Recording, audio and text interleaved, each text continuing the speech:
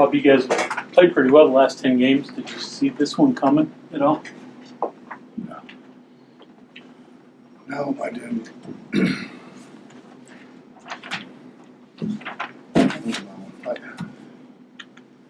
I've done this for 40 years, man. I don't. We didn't go like we usually do in practice. But they've been, they've been good. They've listened. They've tried to do what you asked them. I don't know. We just didn't. We had no bounce. Had no pep in our step. They got to every loose ball. They start the second half. We blocked 3 shots. They get 7 points out of 3 blocked shots. I didn't see it coming. I didn't think we were like we were in Kansas City, ready to play. But.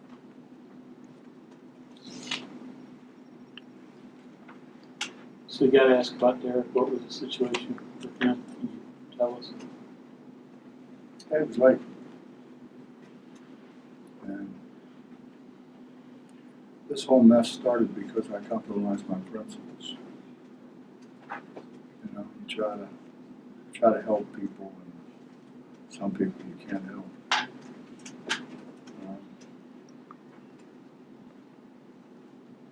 I don't know, man. We're this country has gotten so into individual rights that they don't give a damn about anybody else. And you got 13 guys on the team. You can't do everything in the world for one guy when it's detrimental to 12 others. But we're doing that as a country. We're certainly doing that in the NCAA. And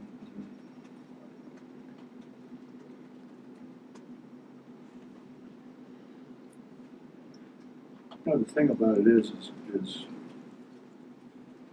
I just said this on the radio. When I first got here, our best player was our hardest worker. Joe Alexander was our hardest worker. He was our best player. After that, Deshaun Butler. And Day wasn't, he worked, but he wasn't a great worker. He became a great worker. And he was our best player. You go right down the line, and I was thinking about it, the great teams that I've had have always had, our leader has always been our hardest working guy. And so you had no choice but to fall in line. It's like anything else, man. Everybody wants to be the top dog, but they don't want the responsibility of it. They want to run around, beat their chest, and say, yeah, I'm going to lead this team. Yeah, you have. The wrong damn direction. So, and I just, it kills me because I know 6,500 people show up, man. Show up to starting to believe in these guys, and we do this. It's just hard. And I've never lost, I've never been. That's not me. It's just, it's easy. But I guess the positive is I've learned to compromise your principles for anybody. Nobody's more important than the team, which is the way it's always been. And this year, for whatever reason, that's not what I did. That's my fault. It's 100% my fault.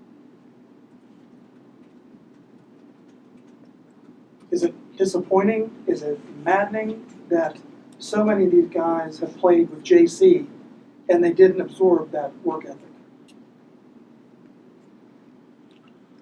Walk in any workplace and you got, the people who get paid the most generally work their ass off and other people don't. Do you think they see that guy and they say, I want to be like him, and then very, very few of them, right? Everybody finds their own level, I guess. I don't. JC had a great work ethic. Tariq had a great work ethic, for that matter. Tavon.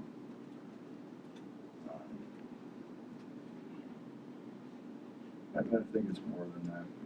It's you gotta have some heart. You gotta play through things. You gotta play through being tired. You gotta play through being hurt. You gotta play through, you know, things happening off the floor. You gotta have a single-mindedness of purpose.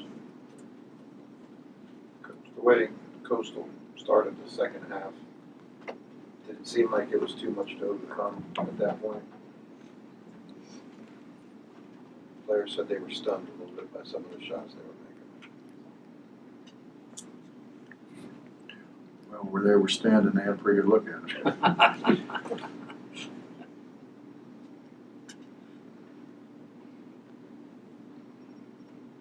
I don't know, Justin. I mean, you know, they made shots. I mean, they did. But we had pretty much the same shots and didn't make any. And we got intimidated around the goal by some 6'5", 6'6" guys. I mean, let's be honest. You know, we're usually trying to score around the goal against people much bigger than what they are. We didn't make shots. You know, and that happens sometimes. Somebody, but I don't know what happens when it happens to everybody. But we just didn't. We didn't pass the ball. You come out of a timeout and with a set play, and they don't know they don't know what they're doing. You know, that part's really frustrating. We walk into things. We just walked. We walked into press breaker. We walked into sets. And I probably made a mistake, you know, being too easy on them. Probably. I don't know that. I can't read their minds. I just know this. I know the difference between winners and losers is winners show up all the time.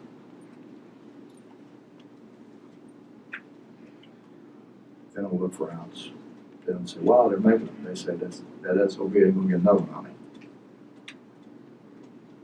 You know, it's not, wow, I was dumbfounded by the way they made shots. Well, I'll try to guard them on, see if that works.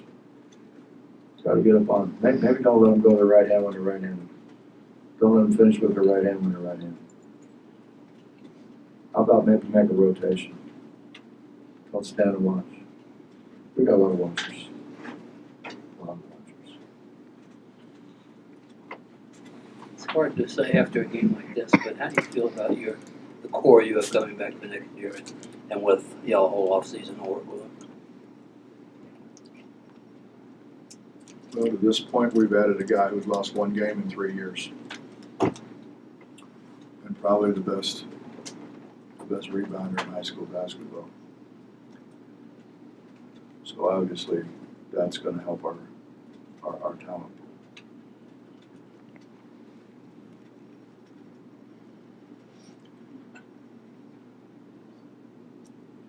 Trying to say this the right way. Cool. Any way you want.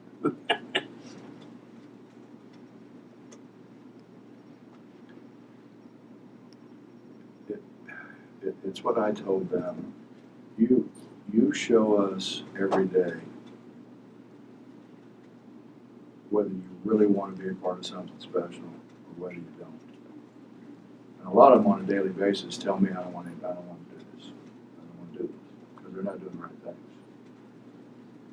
And you know, that's that thing. Well, you know, try to help. I try to help a bunch of guys this year,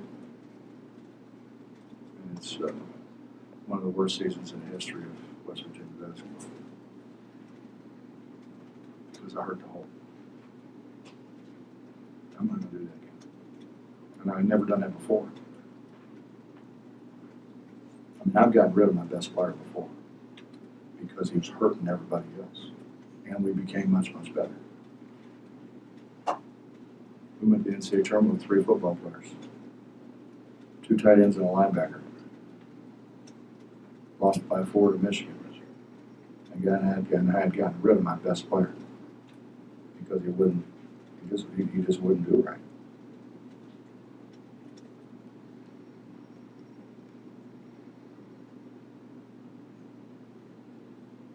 Anything else?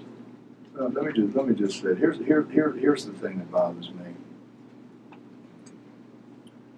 Phil Alexander went from not playing very much, really, from what I understand, to being one of the better players in the country. Deshaun Butler went from being a guy who Rutgers didn't even offer. He lived right down the road. one of the best players in America. Kenyon Martin came in, I swear to God, couldn't make a shot from 5 feet. Ended up being the best player, unanimously the best player in America. Danny Fortune came in, and Danny was a high school All-American, but Danny couldn't. I mean, Danny was a terrible free throw shooter. But they worked, they improved, they listened, they tried. They didn't sit on their ass and say, oh, I want to be the best player in the country. They were in the gym. They were asking for help. They were doing things that weren't easy. They were hard. They were doing hard things, pushing themselves. You know, how many times did they beat us down the floor? Can't run down the floor. And that's that old stuff, which we're never going to have again. We're going to be maybe trying to do the right thing by them and all that. Maybe I was way too soft on them from the time the season was over. Do those things. Maybe should have practiced some harder. Maybe should have ran more. Do you have guys like that in this bunch That what? that will have that work ethic to improve? I don't know. You can put a lot of time in the gym, but you know, it's about improving, and it's not about you know. Yeah, I think in today's world you get guys that can show you how many times they can dribble between their legs and how fast, or how many times they can dribble around in a circle or a figure eight or whatever. I've never seen anybody do that in the game. You know, you have to figure out. You have to figure out what you can do to help the team. That's what I did. You know, Coach Garner told me I'd never play. I said, no, I'll figure out what you need the most, and I'll be the best guy at it. It didn't make me a great player, but it got me a lot of playing time, got a lot of respect from my peers. You guys obviously have a lot going on this offseason. Is this going to be a difficult offseason, busy offseason? How would you characterize this? Important offseason? I just got out of the hospital for AFib and pneumonia. Anything's going to be a damn improvement. You're still not sure about some of the guys on the team, whether they have that, as you said. It's not about me being sure about them, it's about being sure about themselves. How do they prove that to you in an Do the off right season? thing. Do the right thing. I know who's in the gym, who's not. They got swipe cards. I know when they come in. Do the right thing. You know? Don't go hang out on the corner. Don't do things you shouldn't do. And to think that we don't know what they're doing is absurd. We do know what they're doing. It's not hard, you know. Do the right thing. Work hard. You can make something yourself. Because there's so many people who won't. It becomes increasingly easier and easier and easier in this country to be good at something because other people are so damn lazy they won't do anything. They're easy to pass. Hey Bob, just to tighten up one thing, Derek's late for the game, shoot around or practice. He was late coming in for the game. They have a time that they're supposed to be home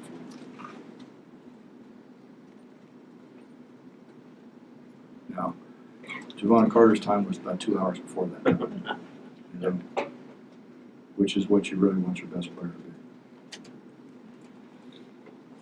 Anything else?